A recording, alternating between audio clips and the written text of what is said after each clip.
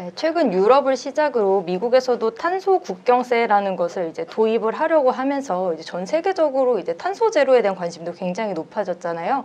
그럼 이제 기업들 중에서도 이제 어떤 기업을 뭐 친환경 기업으로 볼 수 있냐 이런 정의도 되게 궁금한데 연구원님께서는 어떻게 생각하세요? 저희가 환경과 관련돼서 조금 한국에서는 좀 오해를 하기 쉬운 게 뭐 태양광이라든가 혹은 뭐 풍력이라든가 또 태양광과 풍력을 얘기를 하더라도 뭐 폴리실리콘이나 모듈이나 뭐 발전소나 여기에 들어가는 하드웨어적 관점 여기에만 하고 이제 최근에 거기 추가로 들어와서 이제 저희 국내에서 수소화다든가 수소연료 전기차에 들어가는 부품 뭐 이런 쪽으로만 좀 접근을 좀 많이 하시는 것 같아요. 네네. 근데 사실은 친환경과 관련돼서 조금 더 저는 범위를 좀 넓혀야 되지 않을까 싶어요. 그게 이제 제 생각이 아니라 네. 그 글로벌 친환경 ETF 중에서 굉장히 규모가 큰 게 이제 QCLN이라는 ETF가 있고요. 네. PBW라고 하는 ETF가 있습니다. 이 약자인데요. 근데 이제 그런 회사 그런 ETF들을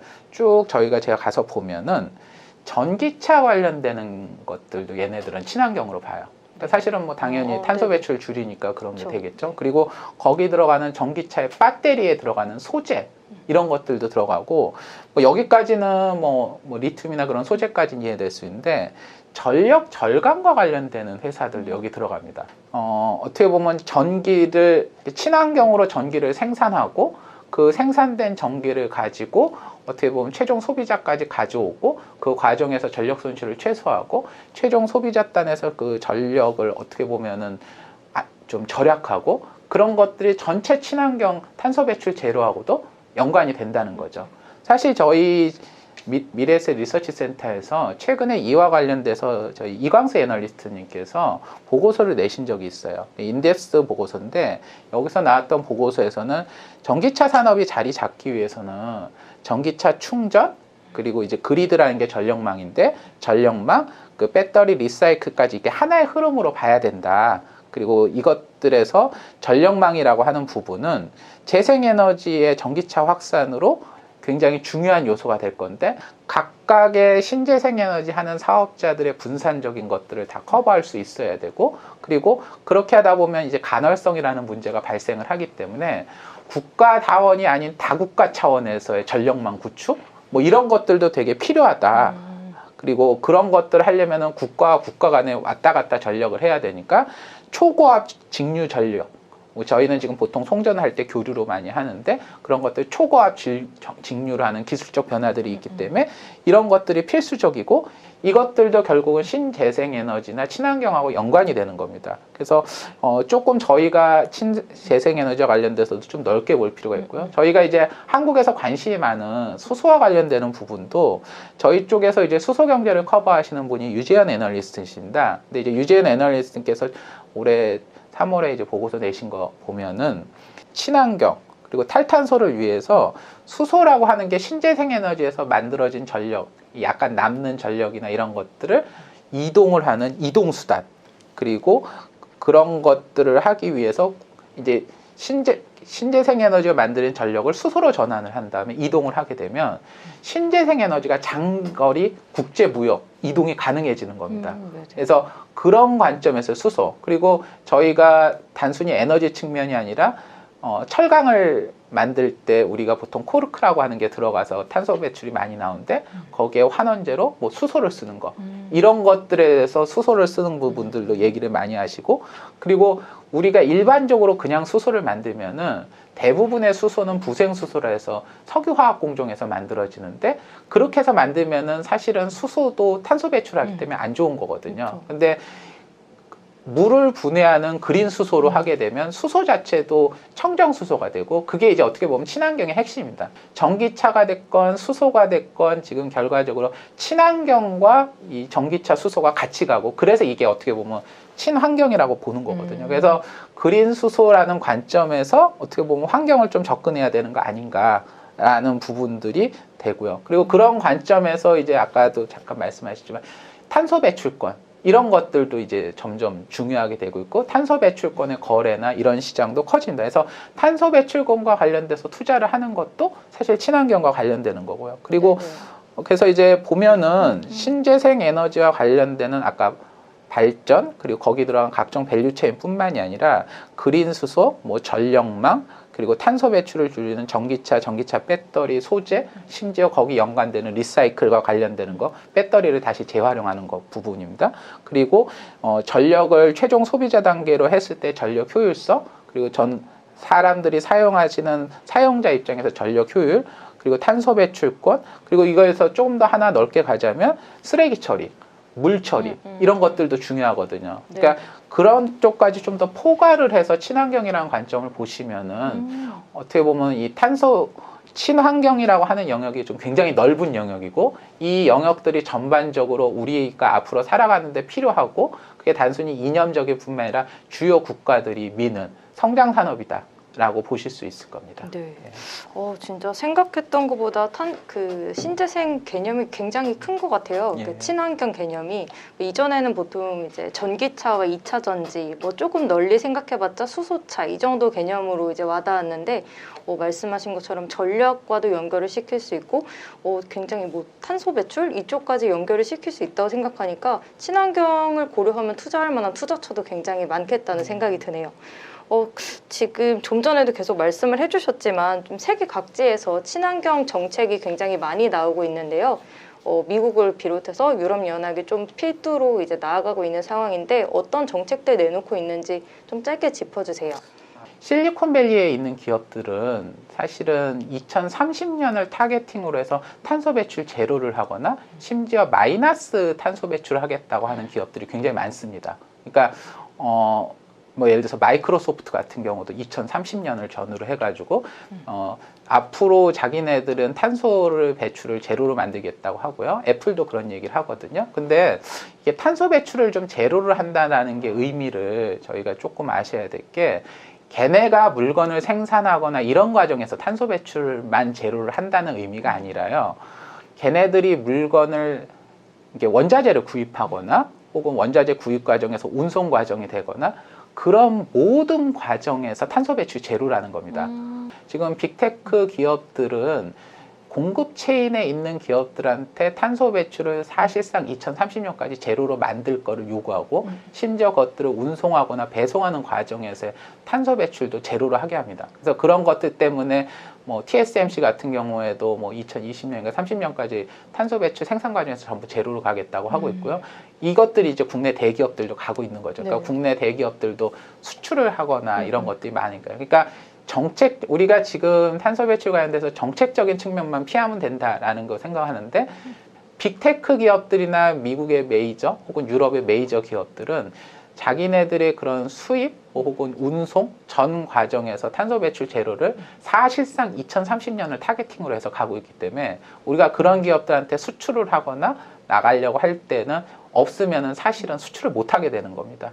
그런 것들이 지금 계속 되고 있는데 이제 저희가 생각하기에는 그런 걸리적거리고 좀 귀찮은 짓들 왜 하나라고 생각을 하는데 제가 이제 이렇게 보게 되면 미국이나 유럽 같은 데서는 그 밀레니얼 세대들을 중심으로 이 친환경에 대한 혹은 탄소 배출 제로에 대한 인식이 저는 약간 인권 수준 혹은 뭐 우리 여성에 대한 그런 저희 한국 사회에서 많이 내는 뭐 여성 감수성 뭐 이런 정도로 되게 중요하게 다루고 있다고 봐요. 그러니까 그리고 그분들이 지금 30, 40대로 주요되고 있고 그래서 이런 네네. 분들이 정책적으로도 영향력을 행사하고 기업들에 대해서 영향력을 행사하고요.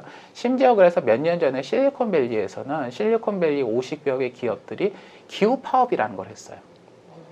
예, 그러니까 구글이나 마이크로소프트나 이런 기업 직원들이 모여가지고 네네. 저희 모든 실리콘밸리 기업들이 탄소 배출 제로에 좀 더 신경을 써라라고 집단 파업을 한 거죠. 네네. 그러니까 이제 이런 것들에 대한 인식들이 이제 자리 잡고 있다 보니까 정책적인 것들도 강화가 되면 강화가 되지 절대 줄지 않는 거고 기업들도 그런 것과 관련돼서 투자를 늘리면 늘리지 점점 하고 그래서 친환경이라는 게 지금 우리 잠깐 피하면 되는 게 아니라 반드시 해야 될 상황이고요. 그게 네. 강도가 점점 높아지고 있는 겁니다. 그렇기 때문에 이쪽과 관련되는 산업이나 대응은 좀 긴 관점에서 봐야 된다라는 쪽에서 접근을 드려야 되고 네.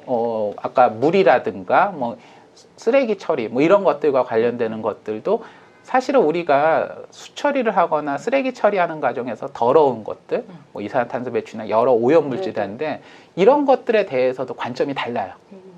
이제 그러니까 돈을 좀 더 들여서라도 이런 것들을 막아야 된다라는 인식들이 되게 강하기 때문에 그런 것과 관련되는 산업들은 좀 저희가 좀 긴 흐름에서 보셔야 된다고 생각은 합니다. 혹시 그 물이나 쓰레기 처리 관련된 글로벌 종목이 뭐가 있을까요? 너무 생소해가지고 예. 그냥 추천의 의미가 아니라 어떤 종목이 있는지만 좀 알려주실 수 있을까요? 물과 관련돼서는 저도 이렇게 예전에 잘 몰랐거든요. 네. 근데 이제 보통 제가 이렇게 하다 보면 무슨 종목을 하는지 잘 모르잖아요. 그러면은 구글을 들어가셔서 뭐 물 관련된다? 그럼 워터? 한 칸 띄고 ETF 치면은 예, 그 네. 관련 ETF가 떠요. 네. 그러면 저는 이제 그런 ETF 딱 들어간 다음에 이제 그 ETF 중에 만약 종류가 여러 개 있다. 그럼 자산이 제일 큰 거 중에 하나 딱 골라서 걔가 편입 종목 상위 뭐가 있나. 그다음에 편입 비중 높은 순서대로 보고 그냥 가장 위에 있는 놈이 제일 좋은 놈. 저는 이제 그렇게 합니다. 네, 대장주. 네, 예, 그런 거죠. 예, 그래서 뭐 제가 아. 특정 종목을 말씀드리긴 했지만 네. 물이 됐건 뭐 쓰레기 처리가 됐건 이런 것들 구글 가셔서 이제 영어 단어 그거 하나 한 칸 띄고 ETF 치신 다음에 그런 식으로 검색을 해보시면 뭐 제가 말씀드린 것보다 훨씬 더 알 거고 이제 그게 이제 ETF라든가 큰 돈이 선택한 종목이잖아요. 네, 네. 그러니까 사실은 뭐 전기차와 관련돼서도 전기차나 배터리 관련돼서 우리나라에서는 보통 이제 몇몇 종목들이 있죠. 근데 글로벌 투자자들은 뭘 가장 좋아할까? 이런 것도 고민하지 마시고 그런 거 한 칸 띄고 ETF를 하셔서 네, 꿀팁인데요. 네, 가장 상위 종목들, 네네. 가장 큰 애 중에 가장 센 애 이런 것들을 보시면은 좀 투자나 이런 것들에서 좀 관심 가지고 그래서 제가 뭐 네. 특정 종목을 좀 네. 언급드리긴 그렇지만 뭐 그런 관점을 좀 보시면 어떨까 하고 저희가 아는 것 중에 이제 많은 종목들이 ETF로 미국에는 있기 때문에 네. 그런 것들 ETF들 보시면 괜찮지 않을까 네, 생각합니다. 종목은 직접 말씀해 주시지 못하지만 찾아내는 꿀팁을 오늘 네. 대방출하고 가시는 것 같아요. 예. 그러면 조금 지금 말해주실 수 있는 이제 친환경 관련 업종도 되게 다양한데요. 좀 전에도 말씀을 하셨지만 이 가운데 좀 주목할 만한 뭐 친환경 테마 가운데 이제 좀 이쪽은 좀 더 눈여겨 봐야겠다라고 추천해 주실 만한 뭐 좀 더 설명해 주시고 싶으신 그런 업종 있을까요? 그러니까 저는 이제 뭐 저희 친환경 얘기하면 가장 한국에서 익숙한 게 전기차와 네. 배터리 관련되는 부분이잖아요.